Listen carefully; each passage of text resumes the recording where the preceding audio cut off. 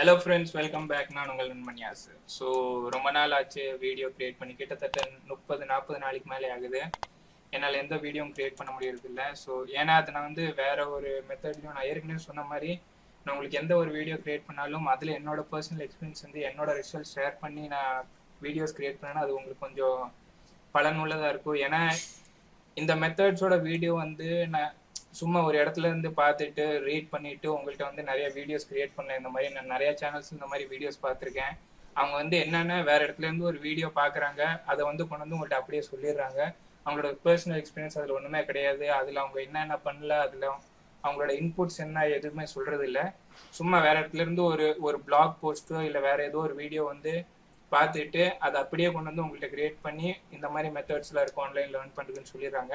So நான் ஏன் video போட முடியலன்னா வேற மெத்தட்ல நான் கொஞ்சம் ஒர்க் பண்ணிட்டு இருந்தேன்.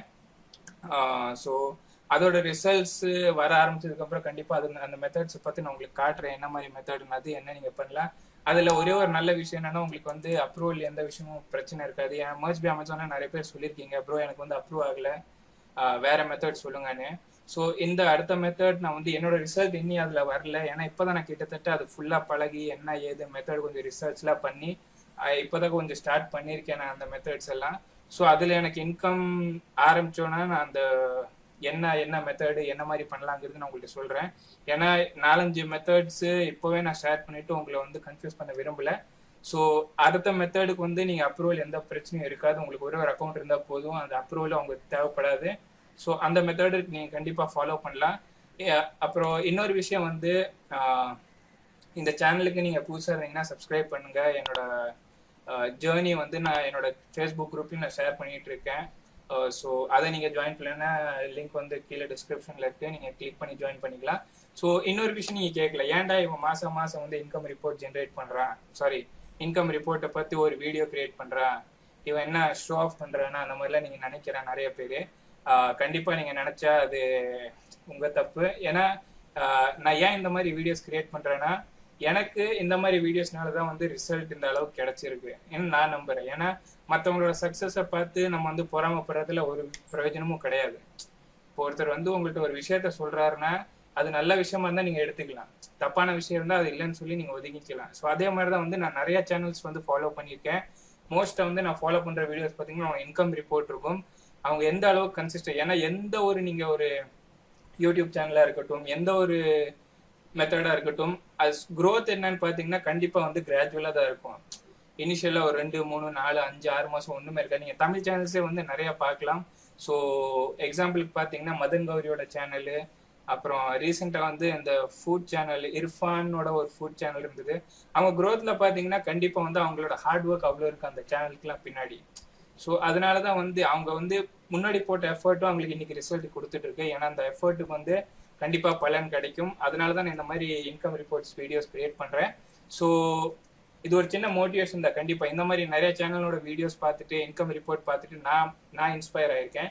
ஸோ அதனால தான் இந்த மாதிரி வீடியோஸ் கிரியேட் பண்ணி உங்களுக்கு ஒரு சிலருக்கு இந்த மாதிரி மோட்டிவேஷன் அவங்க ஒர்க் பண்ணாலே போதும், நான் ரொம்ப சந்தோஷப்படுவேன். ஸோ இந்த மாதத்தோட நான் இன்கம் ரிப்போர்ட் உங்களுக்கு காட்டுறேன். ஸோ ஏதாவது கெஸ் பண்ண முடியும் என்ன இன்கமாக இருக்குன்னு. ஏன்னா நான் எந்த ஒர்க்கும் பண்ணல இந்த மாதம். ஏற்கனவே சொன்ன மாதிரி என்கிட்ட இருந்த பழைய டிசைன்ஸ் நான் அப்லோட் பண்ணியிருக்கேன். ஸோ நான் உங்களுக்கு லாகின் பண்ணி போன மாதத்தோட இன்கம் ரிப்போர்ட் நான் உங்களுக்கு காட்டுறேன்.